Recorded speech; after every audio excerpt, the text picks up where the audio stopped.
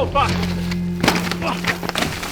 Dude, that was pretty fucking good. Holy shit. My foot came off so far up there. Holy shit, dude. Whew. Yeah, we're good. I think we're good. Hold on till the death. Never jump off, never say die. Man, every time I get on one of these bikes, I'm like, how could it get better? Because every time they come up with that thing that's the extra mile, I get on it and I'm blown away and I'm right back in the same place. But seeing where that stuff comes from the people that I'm out on the trails riding with, for them, they say, how can this be better? And they don't stop thinking about it until they figure it out. It's just the right group of people, you know?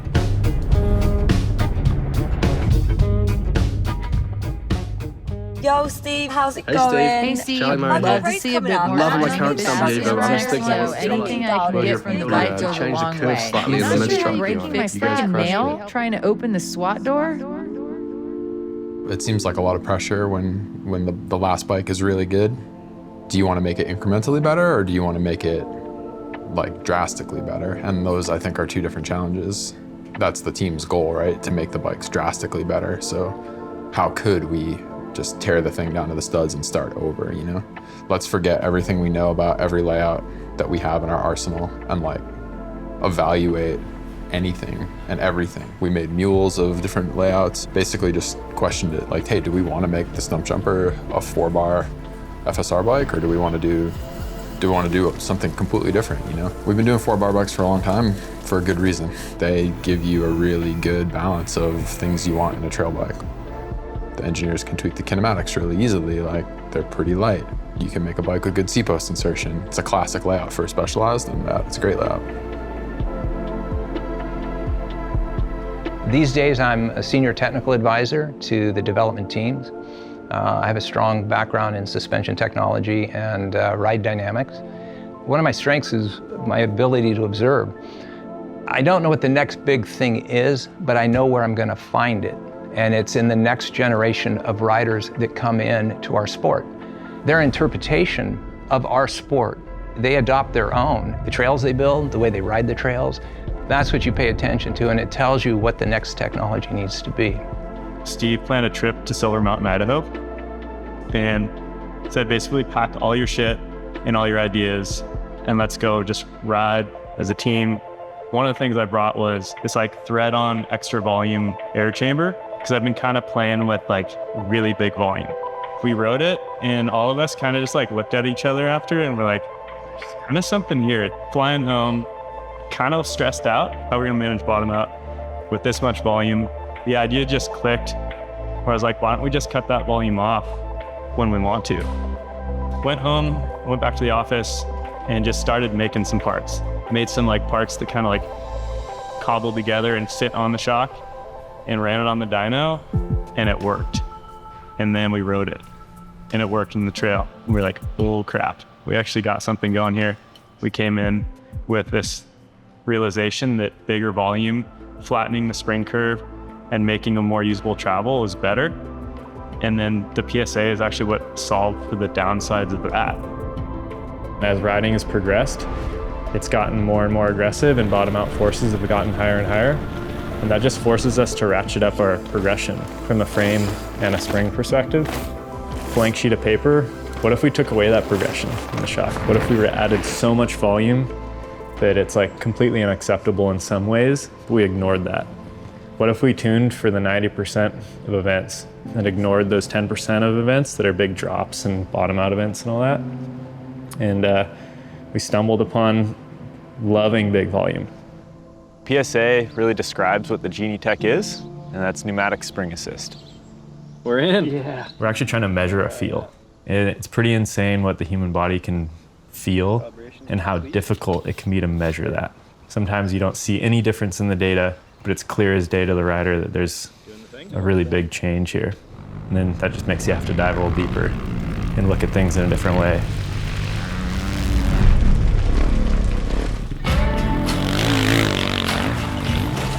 When we come up with something that's really, really working, it's important that we understand why it's working. If we feel it, we need to understand it so we can make it bigger and better.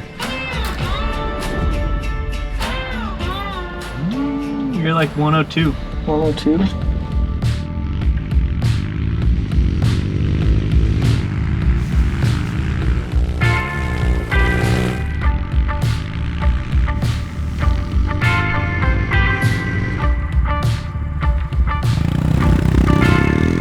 It's like, what's the best setup for everything? And really isn't one, but on mountain bikes, we're trying to come up with something that fits more and more of that, you know? We want it to be stiff in these areas, not stiff in those areas. And that's, to me, the sweet spot of like reducing compromise in suspension. Coming from like motorsports and aerospace industries, for me at least, I know for some others too, it's definitely the funnest part of working for a bike company is that we're passionate about riding and we design this stuff so that we can ride it ourselves too, right? I'll be honest, like some of my college classmates, you know, they're designing door hinges. So being able to work on awesome bikes and being able to ride them and actually feel the difference, you know, from the last generation to this generation of bike, that's probably one of the most satisfying things of working in the bicycle industry. One of the main goals on the new SWAT was that, you know, it sits flush with the down tube. It's much less noticeable. You can kind of just forget about it. The old door is great. And so when you're trying to improve on something that is already awesome, it's really difficult. So, you know, having a bunch of people out with these spliced down tubes and, you know, interacting with the door and using it on a daily basis, pulling their tools in and out, seeing like if it snags on anything, if you know, if you have like stuff like get in there, can you still open the door? Like all those kind of things that you can only do with practical real field testing. Everybody here, you know, we all ride a ton. We all like to, the whole reason we're here is because we're absolutely passionate about bikes and, you know, we want to make them as good as we can. We get to see people ride it in the wild. I think that's the best part. It's like, I get to see you guys on Stumpy's in a couple months just tearing it up, you know? Like, that's when I think it like gets really good. With the mountain bike, there's so many variables and riding techniques and, you know, I'm a taller rider and I enjoy riding an S4 and maybe that makes the chassis react different than somebody who's shorter and riding an S4, right? And different riding styles and just different terrain, different ways you hit lines. It's really nice if you can kind of get some empirical data and like a lot of data sets to help prove out a feeling and know that we're on the right track for something.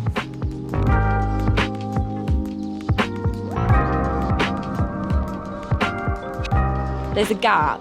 Yeah. And we were like rolling in and there was like a log comes across. That's where I bottomed out. Okay. Just feels like it's got more travel. Yeah. All of the graphics on the Stump Jumper they're all developed based on the experience that you have on the Stump Jumper. How does it evoke an emotion in you? Embellish it and make it look like, oh, that's the natural environment that I'm going to go take my bike to, you know? It lights up like the forest, you know? All the different transparencies that you see when the light's cascading through the forest canopy, and you kind of get that with the translucent portions of the bike, so you have a whole range of color. Stumpy's a mountain bike. You know, it's not trying to be anything crazy. It's just like, we do the research, we do the study, we find out that like, this is the platform. Like, we like this platform, like, that we understand it better now. And to be a part of making something that gets other people stoked and excited, like, that's what keeps you coming back, you know? There's definitely a science aspect, but there's definitely like a black magic aspect too, right? You're getting feedback from people and you need to kind of extrapolate what's good, what's bad. We're all riders and like, if we get on a bike and we change something and it feels cool, like, hey, that's something to go off of. There's still some feeling, you know? There's still some like art to it, I think, that's not just all like zeros and ones. You can get all the feedback you want, right? Like you can get all the feedback you want from all the best people, athletes, dealers, riders, and compile it and try to make a bike. But like, if you're not a bike rider or your team's not made up of bike riders, I think it would be really hard to still like understand exactly what to do. There is, to a degree, a reflection of the team that's making the bike in the bike, right? I think that's cool.